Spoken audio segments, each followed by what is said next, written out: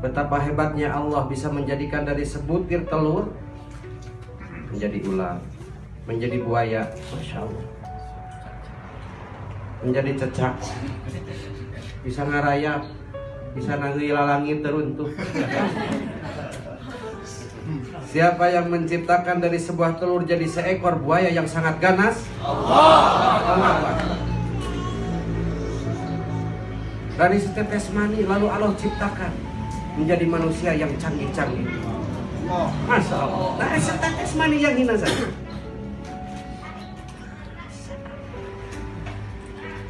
Bukankah itu tanda bukti bahwa kita punya Allah yang maha berkuasa? Tidakkah itu menyebabkan kita yakin bahwa kita punya Allah yang maha berkuasa? Katakan dengan penuh keyakinan, Allah. Tenang saja yang punya utang, tenang saja yang punya masalah.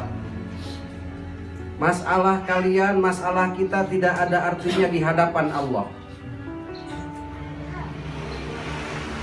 Jika Allah bisa membuat dunia dengan segala isinya dengan sangat mudah, lalu apa artinya? Apa susahnya untuk mengeluarkan kita dari masalah?